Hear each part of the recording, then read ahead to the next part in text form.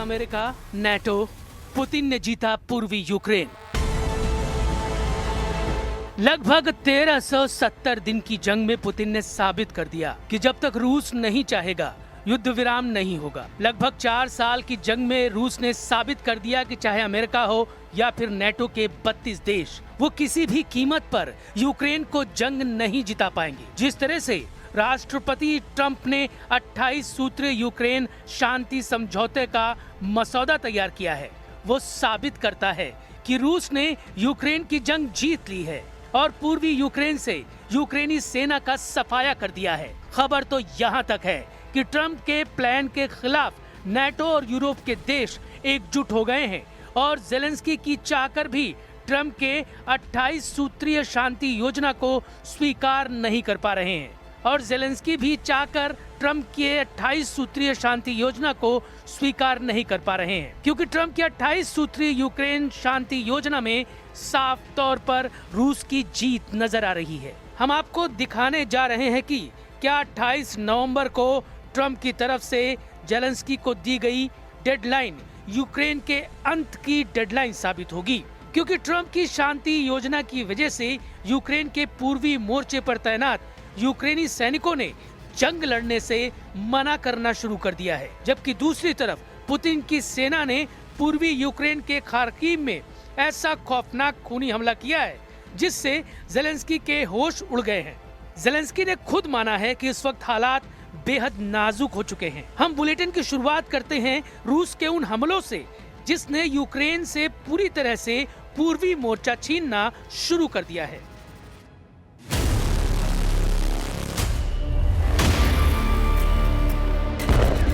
पूर्वी यूक्रेन में हालात बद से बदतर होते जा रहे हैं।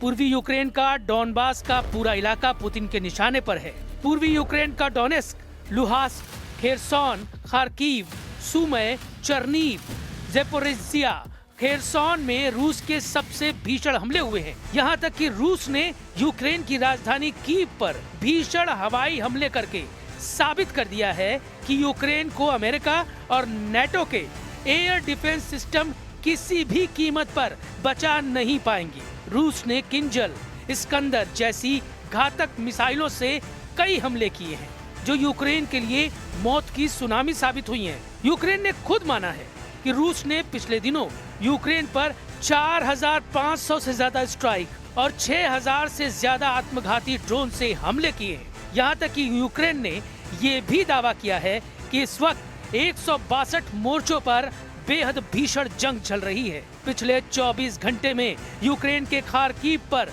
रूस ने जो खूनी हमले किए उसने सारे रिकॉर्ड तोड़ दिए हैं। खार्किव पर खूनी हमला, पूर्वी किला हुआ फतेह।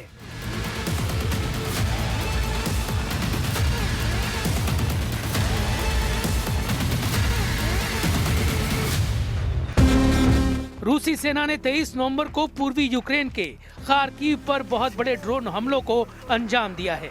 यूक्रेन के दूसरे सबसे बड़े शहर में कम से कम 4 लोगों की मौत हुई, 12 से ज्यादा घायल हुए। खार्किव के मेयर इहो तेरेखोव ने टेलीग्राम पर बताया कि कम से कम 4 लोग बुरी तरह से जलकर मर गए, जबकि खार्किव के क्षेत्रीय गवर्नर ओले सिनिहुबो के मुताबिक घायल 12 लोगों में से 11 और 12 साल के 2 बच्चे भी शामिल हैं।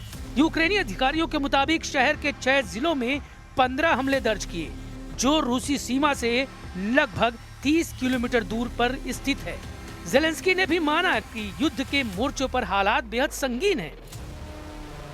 Важливо, що розмова з американськими представниками є, і є сигнали, що команда президента Трампа чує нас. Зараз я чую, що розвідки партнерів дають їм інформацію, що російська позиція стала заходити, в тому числі через деяких суб'єктів з України. Це точно не допомагає. Є наша державна позиція, є українська гідність. Рухатись треба так, щоб її посилити, а не підважити.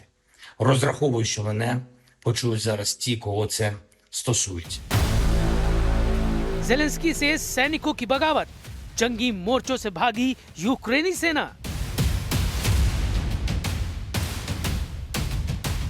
हैरानी की बात तो यह है कि एक तरफ ट्रंप के 28 सूत्रीय यूक्रेन शांति योजना के खिलाफ जेनेवा में यूरोपीय देशों ने बगावत की, तो वहीं दूसरी तरफ यूक्रेनी मोर्चों पर जंग कर रहे यूक्रेनी सैनिक खुली बगावत पर उतर आए हैं। जरा इस वीडियो को देखिए। ये यूक्रेनी सेना के तोपखाने की चौकी पर तैनात वो सैनिक है जो अब रूस के खिलाफ जंग करने से मना कर रहे हैं। ये यूक्रेनी तोपखाने की वो टुकड़ी जिसने डंके की चोट पर कहा है कि अगर ट्रंप का 28 सूत्रीय यूक्रेन शांति योजना के तहत यूक्रेन का पूर्वी शहर प्रोकोवस्क रूस को दिया गया तो वो रूस के खिलाफ जंग में नहीं उतरेंगे। इन सैनिकों का साफ कहना है कि अगर रूस को प्रोकोवस्क का इलाका सौंपना ही है तो फिर हम प्रोकोवस्क को बचाने के लिए रूस के खिलाफ जंग क्यों करें। ये तो हमारी देशभक्ति और कुर्बानी का सीधा सीधा सौदा है। जरा देखिए ज़ेलेंस्की के बागी सैनिक अपने लीडरों पर क्या आरोप लगा रहे हैं। क्या हम अपनी सीमाओं की रक्षा सिर्फ इसलिए कर रहे हैं कि उन्हें किसी और देश को दे दे। पूर्वी शहर प्रोकोवस्क के पास अग्रिम मोर्चे पर तैनात एक यूक्रेनी सैनिक ने ट्रंप की शांति योजना पर जमकर भड़ास निकाली है। रॉयटर्स समाचार एजेंसी से बात करते हुए यूक्रेनी सेना के तोपखाने की चौकी पर तैनात 33 साल के विटाली ट्रेक्लो ने दो टूक कहा है कि हमें अगर ट्रंप की शांति योजना के तहत रूस को अपना प्रोकोवस्क इलाका सौंपना ही है तो उनकी टुकड़ी क्यों लड़ रही है और किसके लिए लड़ रही है। क्या हम अपनी सीमाओं की रक्षा सिर्फ इसलिए कर रहे हैं कि उन्हें किसी और को दे दे। इन सब बलिदानों का क्या मतलब है। बड़ी संख्या में सैनिक मर रहे हैं और उसके ऊपर शहरों पर हमले हो रहे हैं। ट्रिकालो ने कहा कि उनके सैनिक किसी भी ऐसे शांति समझौते को स्वीकार नहीं करेंगे। Вам сказати, на що ми тоді тут воюємо, якщо вони хочуть, щоб ми то все то їм давали. Ми тут захищаємо наші кордони, щоб потім просто взяти та віддати. Ну, смисл тоді оцього всього, всіх цих жертв. Люди військові зараз гинуть просто капець як масово, плюс обстрілюють мирні міста. इधर यूक्रेन ने जब से अपनी नई घरेलू क्रूज मिसाइल नेपच्यून से हमले शुरू किए हैं उसके बाद से रूस ने पूर्वी और दक्षिणी पूर्वी यूक्रेन पर 10 गुना हमले तेज कर दिए हैं। दावा तो यहाँ तक किया जा रहा है कि रूस ने यूक्रेन का पूर्वी मोर्चा फतह कर लिया है और लगभग 1200 वर्ग किलोमीटर में यूक्रेनी सेना का सफाया कर दिया है। कुपियांस्क खार्किव क्षेत्र में यूक्रेनी सेना के लिए एक जरूरी लॉजिस्टिक केंद्र है। रूस की सेना ने 2022 में इस पर कब्जा कर लिया था, लेकिन बाद में सितंबर में यूक्रेन की सेना ने इसे वापस ले लिया था। नवंबर की शुरुआत से रूस के सैनिकों ने 13 गांवों पर कब्जा कर लिया है, जिसमें से 6 निप्रोपेट्रोवस्क इलाके में और 7 जापोरिजिया इलाके में हैं, जिससे पूरब में उनकी बढ़त और मजबूत हो गई है। Верим мы в мирные переговоры, потому что они садятся за стол с ручкой, а по нам прилетают ракеты и бомбы.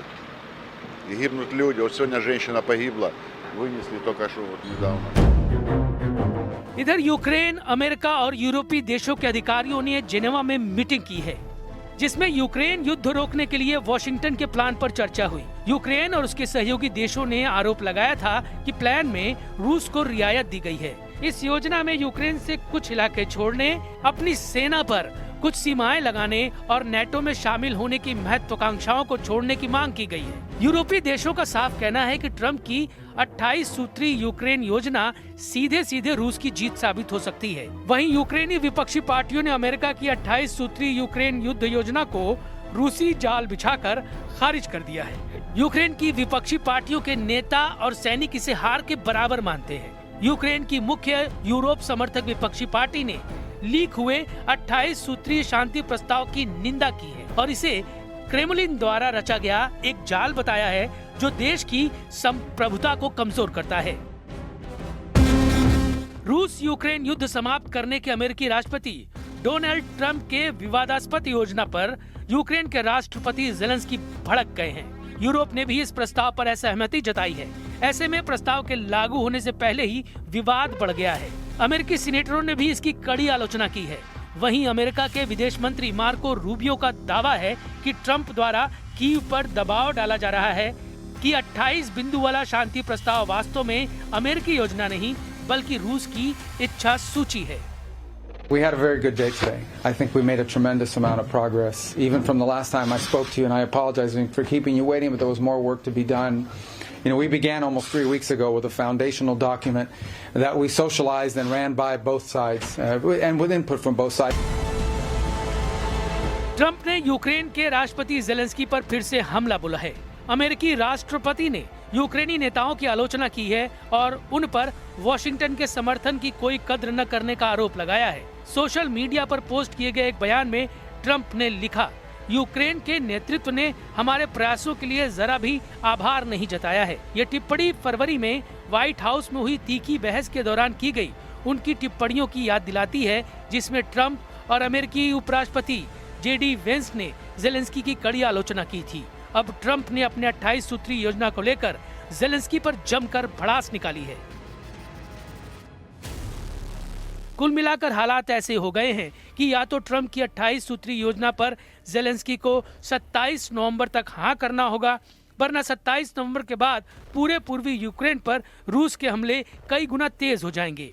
अब देखना होगा कि 27 नवंबर को यूक्रेन के भाग्य का क्या फैसला होता है।